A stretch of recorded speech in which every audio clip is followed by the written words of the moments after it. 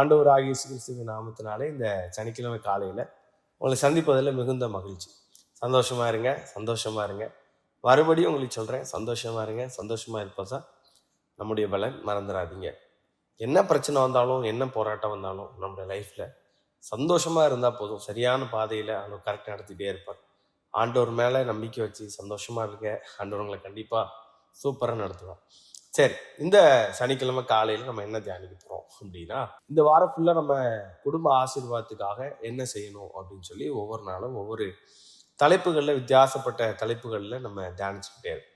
இந்த நாளில் என்ன தியானிக்க போகிறோம் அப்படின்னா, எரேமியா 35வது அதிகாரத்துடைய அதோடைய 15வது வசனத்தில் ஆண்டவர் சொல்கிறாரு, அவனவன் தன் பொல்லாத வழியை விட்டு திரும்பி உங்கள் நடையை சீர்படுத்துங்கள், அப்பொழுது உங்களுக்கும் உங்கள் பிதாக்களுக்கும் நான் கொடுத்த தேசத்தில் குடியிருப்பீர்கள் என்று சொல்லி அப்படின்னு சொல்லி ஆண்டவர் விரும்புகிறார். என்ன அப்படின்னா, இந்த ரேகாபியருடைய குடும்பம் என்ன பண்ணாங்க அப்படின்னா, தங்களுடைய வழிகளிலே தாங்கள் செய்ததான காரியங்களிலே தங்களை சீர்படுத்த வேண்டிய இடத்த கரெக்டாக சீர்படுத்திக்கிட்டு பக்காவாக போயிட்டு இருந்தாங்க.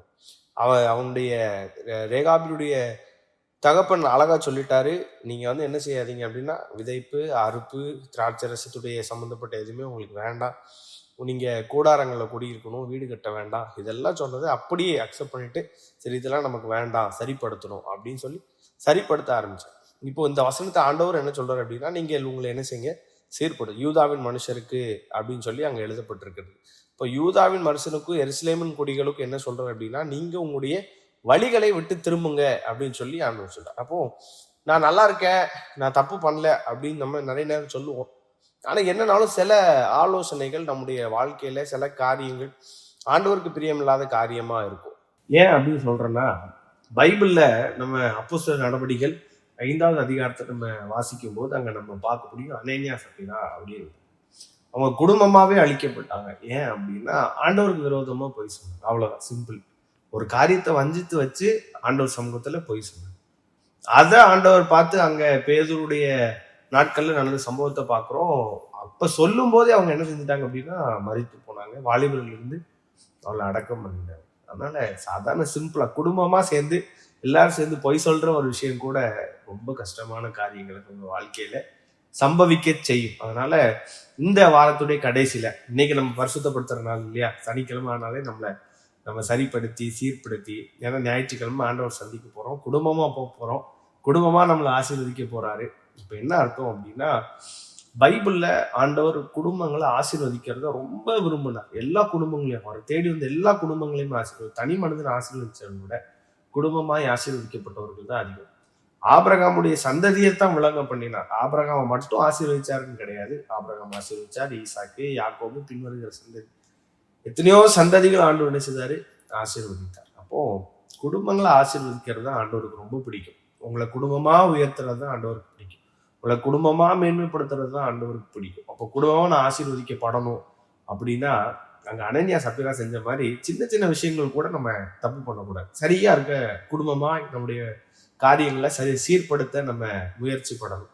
அதான் எரேமியாவுடைய அந்த 35வது அதிகாரத்துல கடைசி வசனம் சூப்பரா இருக்கும் பாருங்க.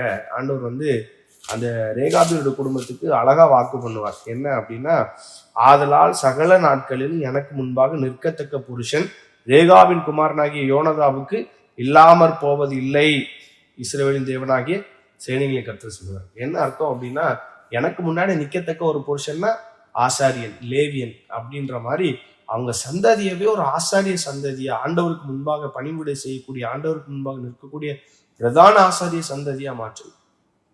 நாம என்ன செய்யணும்? நம்மளாம் ரட்சிப்பு இலவசமா பெற்றுக்கொண்டோம்.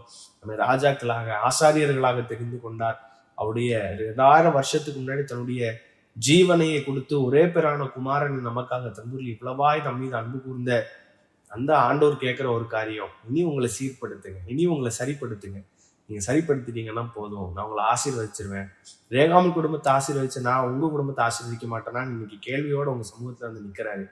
குடும்பமா சேருங்க. எந்தெந்த காரியத்துல சரியா இல்லையோ, எந்தெந்த காரியத்தை சரிப்படுத்தணுமோ, பைபிள் வாசிப்புல சரிப்படுத்தணுமா, ஜபத்துல சரிப்படுத்தணுமா, ஆலயத்துக்கு போறதுல சரிப்படுத்தணுமா, ஆண்டவருக்கு கொடுக்கிற காரியங்களை சரிப்படுத்தணுமா, எதுல எப்படி சரிப்படுத்தணும், பரிசுத்த ஜீவியத்துல சரிப்படுத்தணுமா, எதுல சரிப்படுத்தணும், நம்முடைய நேரங்களை சரிப்படுத்தணுமா, சரிப்படுத்திக்கிட்டே இருங்க. ஆண்டவர் உங்களை ஆசீர்வதிச்சுட்டே இருப்பார். God bless you.